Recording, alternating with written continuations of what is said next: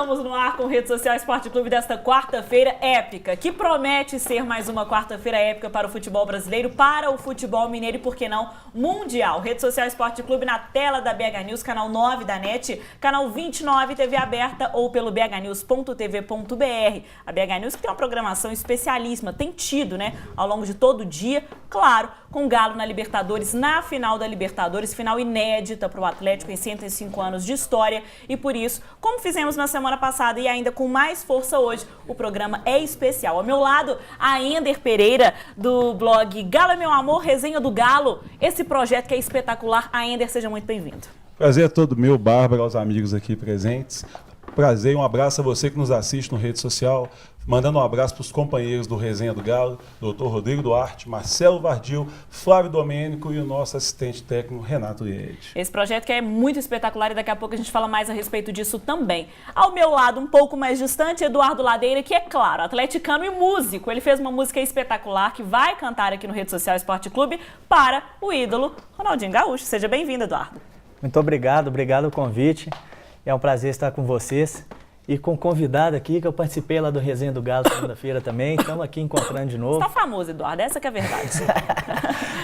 Mas estamos aí muito esperançosos e otimistas para hoje à noite, que hoje é a noite mais especial de todas as vidas dos atleticanos. E que gracinha eu, né? Só eu que não tô de preto aqui no Rede Social Esporte Clube. Vinícius Fonseca, o seu destaque. Caracterizado, pois né, é, Bárbara? brincadeira. Vale puxão de orelha, daqui a pouco o nosso comentarista sobre moda ele aparece aí pra falar. Rede Social demorou para entrar hoje, mas para fazer aquele suspense por conta do programa de hoje. Hoje, novamente, a gente pede licença ao telespectador para não falar sobre os esportes especializados, que é a cara do Rede Social aqui.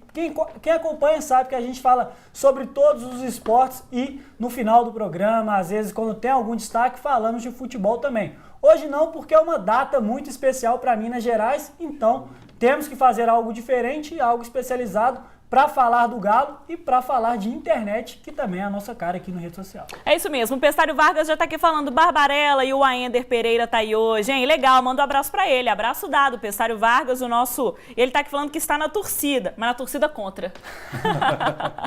Muito bem, muitos cruzeirenses estão.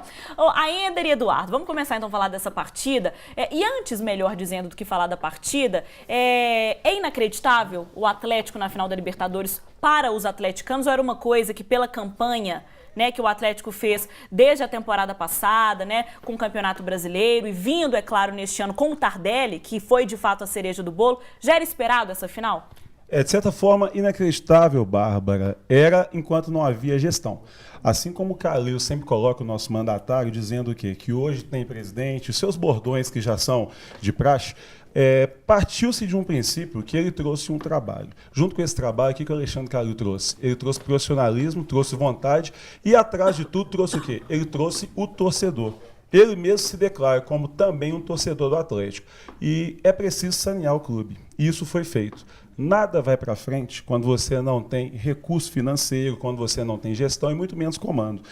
Muitos bondes passaram pelo Atlético, o Calil foi muito criticado, mas aos poucos foi se ajustando. E eu recordo em uma entrevista dada pelo Eduardo Maluf ao Resenha do Galo, quando o Guilherme estava sendo muito contestado, entre outras coisas, o Maluf disse que o Atlético estava se preparando para ser um time campeão. Ele disse isso ao Resenha do Galo e disse mais, que no momento certo o Guilherme iria acontecer. Ele retornou com essa entrevista para nós, nesse último jogo do Atlético contra o New Old Boys, e ele disse exatamente isso. Então o que acontece? Inacreditável, eu não diria.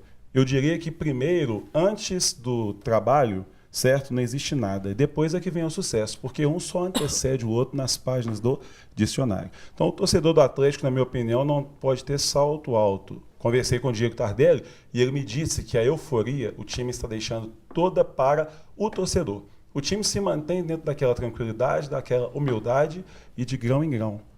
De grão em grão. É assim que Tardelli definiu que o time busca cada jogo como uma decisão. Ninguém levantou a taça ainda da Libertadores. Logo, prudência agora é realmente muito importante. Eduardo, antes de passar para a pergunta para o Vinícius, até pegando um gancho nisso que o Aender disse, o torcedor ele está eufórico ou ao mesmo tempo ele está aí com o pé atrás, está preocupado? Porque, claro, não está ganho. Ainda temos 2 jogos contra um time que tem aí muita tradição dentro da Libertadores. É tricampeão. Olha, eu particularmente eu penso que o torcedor está encarando da forma correta, que é com o pé no chão. O que eu acho que não aconteceria se o adversário fosse o Independiente Santa Fé. Eu acho que ocorreu isso contra o Tijuana, do pessoal, por não conhecer o time, achar que estava decidido.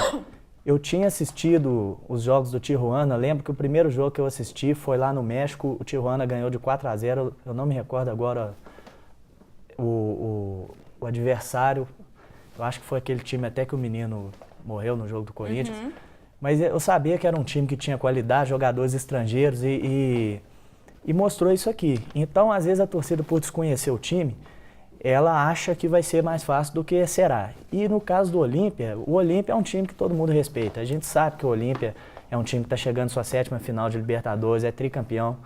Então, é um time que tem que ser respeitado e a torcida está respeitando. E vai ter um gostinho de vingança pela Conmebol de 1992?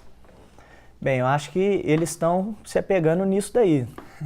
Inclusive nos jornais paraguaios parece que está tendo isso que a gente não está fazendo, eles estão fazendo. É o que eu ouvi dizer aí, que lá eles estão conversando muito fiado. Então vamos ver como é que vai ser. Agora, em 92, Vinícius, foram 2 gols do Negrini no Mineirão. A final onde pode acontecer, inclusive, depois a gente fala sobre essa polêmica. E um gol do Olímpia, na partida que eles venceram lá por 1-0, no estádio bem mais acanhado do que é o Defensores hoje, bem mais. Eles venceram por 1-0, 44 minutos do segundo tempo. Galegal desde sempre com sofrimento, né? Sem dúvida. Se não for com sofrimento, não é Atlético, né? E falar em sofrimento, depois eu quero destacar, até fiz um levantamento estatístico, que a torcida, assim como eu, nós temos uma preocupação só com a questão da arbitragem. O senhor Nestor Pitoma, 38 anos. Árbitro de hoje. É o árbitro de hoje. Ele não marca muitas faltas, é um árbitro que tem a característica de deixar o jogo correr. Só que o Atlético, desde sempre, sofre nas mãos de arbitragem. Eu destaquei alguns tópicos aqui, vamos pegar algo mais histórico. 1980, no Brasileirão, o árbitro José Assis Aragão, ele expulsou o Reinaldo por cera. E o Reinaldo foi responsável por 2 gols que trouxeram o empate. Depois expulsou o Palinha, expulsou o Chicão. O que aconteceu? Flamengo 3-2. Trazendo algo mais recente. Me desculpe aí o nosso amigo Marcos Rezende Freitas, né? Né? Não é verdade? Mas eu tenho que... Márcio Rezende Freitas, ele no playoff da final Brasileirão de 99. Ele não marcou um pênalti onde o Galo perdia por 1-0 e acabou perdendo por 2-0. Então, na volta... Isso realmente acaba complicando. Por que eu digo da arbitragem? A Conmebol é do Paraguai, perfeito?